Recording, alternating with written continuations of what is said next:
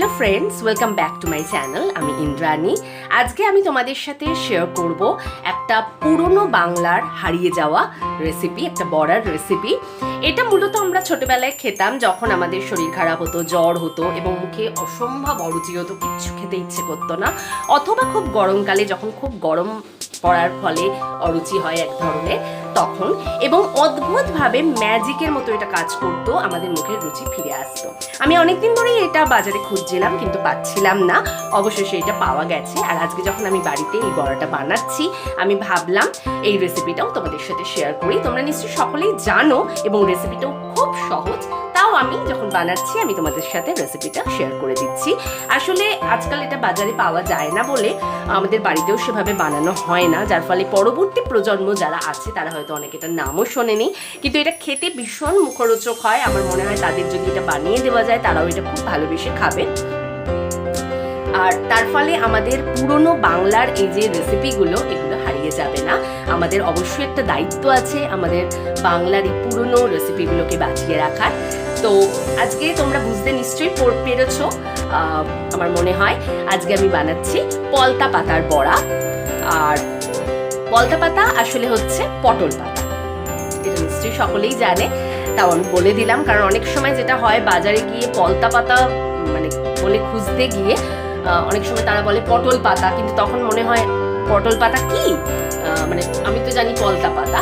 সুতরাং এটাতে তোমরা একেবারেই মানে কোনো রকম সন্দেহ রেখো না, আসলে পলতা পাতাটা পটল পাতাই, কিন্তু বাজারে যারা বিক্রি করেন তারা অনেক সময় এটাকে পটল পাতা বলেই বলেন, তার ফলে অনেক সময় না নিয়ে চলে আসা হয়। সেটা নয়, পটল পাতাটাই হচ্ছে পলতা পাতা। তো চলো আর দেরি না করে শুরু করে দিই, তোমাদের দেখিয়ে দিই যে কিভাবে আমি এই পলতা পাতার বড়া বানিয়েছি। এসো প্রথমেই আমরা দেখে নিই যে পলতা পাতার বড়া বানানোর জন্য আমাদের কি কি ইনগ্রেডিয়েন্ট লাগছে। প্রথমেই লাগছে পলতা পাতা। এখানে আমি দুটো পলতা পাতা রেখে দিয়েছি তোমাদের দেখানোর জন্য। এই রকম হয় পলতা পাতা দেখতে, আসলে এটা পটল গাছের পাতা। আর এই পাতাগুলোকেই আমি এরকম একটু কুচো মতো করে নিয়েছি, তাহলে আমাদের বড়াটা করতে সুবিধে হবে। আর রয়েছে বেসন, রয়েছে, আমরা সাদা তেলে করছি, তোমরা যদি চাও সর্ষের তেলেও করতে পারো। আর রয়েছে নুন পরিমাণ মতো, হলুদ পরিমাণ মতো, আর অল্প একটু কালো জিরে আমি দিচ্ছি, এটা অপশনাল, তোমরা যদি কেউ কালো জিরে খেতে পছন্দ না করো নাও দিতে পারো। তো চলো এবার আমরা এইটাকে মেখে নেব। এই যে পলতা পাতাটা যেটা আমরা কেটে রেখেছিলাম সেটা আমি একটু ধুয়ে নিয়েছি জলে ভালো করে। আর একটু যখন ধোবো তখন পলতা পাতাটাকে একটু চিপে নিতে হবে, যাতে একটা মানে জলটা ভালো করে নোংরাটা বেরিয়ে যায় আর কি। এবার এই পলতা পাতাটার মধ্যে আমি যেটা করব সেটা হচ্ছে আমি পরিমাণ মতো বেসনটা দেব।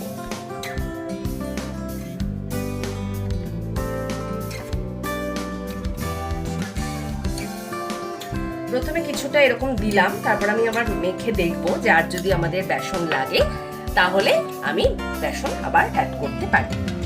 আচ্ছা, এবার নুন নিচ্ছি, পরিমাণ মতো নুন দিচ্ছি,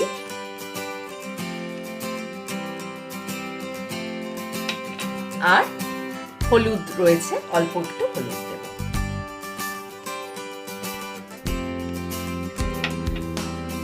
আর এখানে রয়েছে কালো জিরে, কালো জিরেটা দিচ্ছি। তোমাদের যেরকম আগেই বলেছি যে কালো জিরে তোমরা যদি না দিতে চাও দিও না, কিন্তু আমি সাধারণত এরকম বড়া টাইপের কিছু করলে আমি তাতে কালো জিরে একটু অ্যাড করি, আমার মনে হয় এটা ভালো ফ্লেভার হয়। এবার এটাকে খুব চিপে এই বেসনটা দিয়ে আগে একটু মাখবো। এরপর যদি আমাদের জল লাগে আমরা আবার জল অ্যাড করে দেব। তো আমি একটু মেখে নিই, মেখে নিয়ে তোমাদের আবার দেখাচ্ছি যে কিরকম হলো।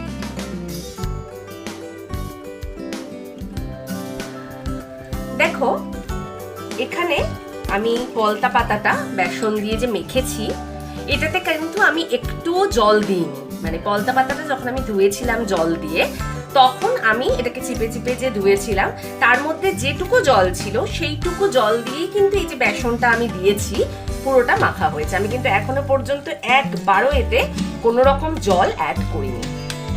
তোমাদের অবশ্য লাগলে তোমরা একটু জল অ্যাড করে নিতে পারো, কিন্তু আমার এখানে আর কোনো জল লাগলো না। দেখো সুন্দর এটা মাখা হয়ে গেছে।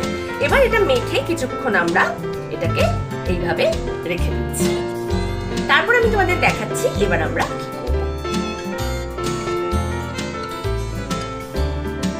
এবার দেখো আমি কড়াইটা বসিয়ে দিয়েছি, গ্যাসটা আমি অন করে দিয়েছি। এবার আমি যে সাদা তেলটা রেখেছিলাম সেটা আমি এবার এতে গরম করতে দেব।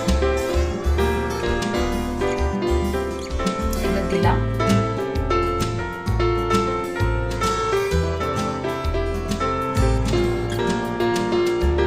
এটা একটু বেশি তেল লাগবে, কারণ এটা যেহেতু একটু ডিপ ফ্রাই হবে। তোমরা কেউ অল্প তেল থাকলে অল্প তেল দিতে পারো।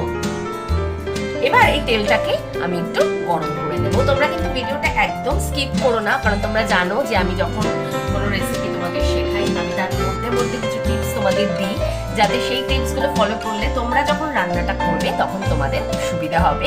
আর আমি তেলটা গরম হলে আর একটা টিপস তোমাদের দেব, সেটার জন্য তোমরা অপেক্ষা করো। তেলটা একটু গরম হয়ে যাক, তারপর আমি তোমাদের বলছি সেই টিপসটা কি, যাতে এই পলতা পাতার বড়া হবে একদম মুচমুচে। তো তেলটা গরম হয়ে যাক, তারপর আমি আসছি ফিরে। এবার দেখো তেলটা বেশ ভালো মতো গরম হয়ে গেছে। এবার আমরা যেটা করব সেটা হচ্ছে একটু এখান থেকে তেল নিলাম, নিয়ে আমি যে পলতা পাতাটা যে মেখে রেখেছি তার মধ্যে অল্প ছড়িয়ে দেব, দিলাম। আর দিয়ে আবার একটু ভেজে মানে এটাকে মেখে নেব ভালো করে। এটাকে আবার আমি এরকম করে মেখে নিচ্ছি। এবার আমাদের তেলটা তো গরম রয়েছে। এগুলো খুব বড় বড় হয় না, একটু ছোট ছোট এরকম মতো করে আমরা কিন্তু ভাজতে দেব।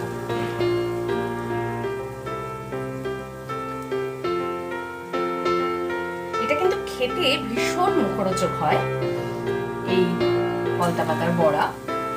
এটা তোমরা ডাল দিয়ে খেতে পারো, আর মানে আমরা যেভাবে খাই বাড়িতে সেটা হচ্ছে গরম ভাতে একটু ঘি দিয়ে এই পলতা পাতার বড়া দারুণ লাগে এটা খেতে।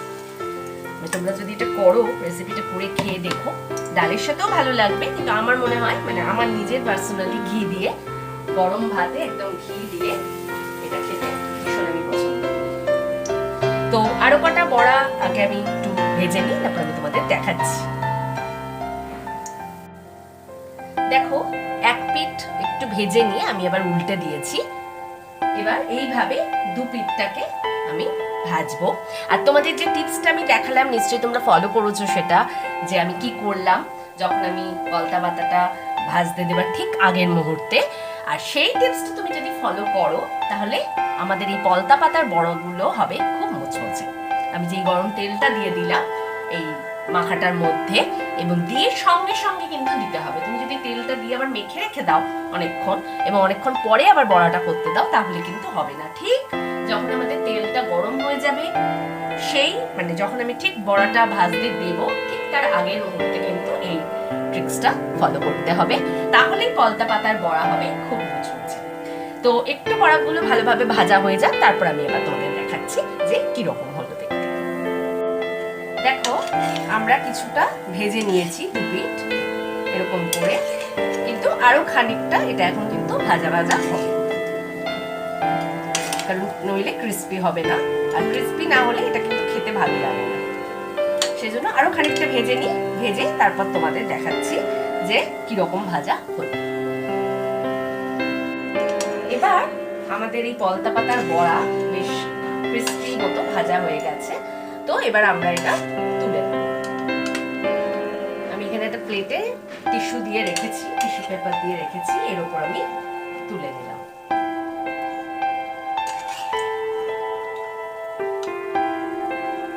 এরপর আমি তোমাদের দেখাবো যে এটা আমি কিভাবে সার্ভ করছি, কিভাবে গার্নিশ করে সার্ভ করছি, তোমাদের আমি পরে এটা দেখিয়ে দিচ্ছি।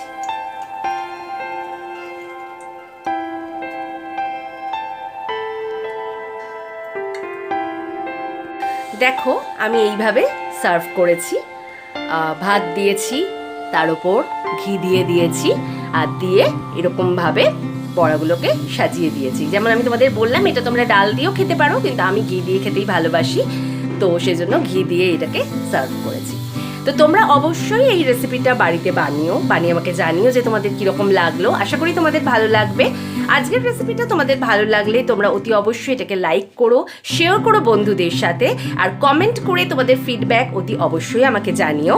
আর তোমরা যদি আজকে ফার্স্ট টাইম আমার চ্যানেল ভিজিট করে থাকো, অতি অবশ্যই আমার চ্যানেলটা সাবস্ক্রাইব করে নিও, আর বেল আইকনটাকে ক্লিক করে অল বাটনটা অবশ্যই প্রেস করে দিও, যাতে আমি যখনই নতুন ভিডিও আপলোড করব তোমরা সঙ্গে সঙ্গে তার নোটিফিকেশন পেয়ে যাও।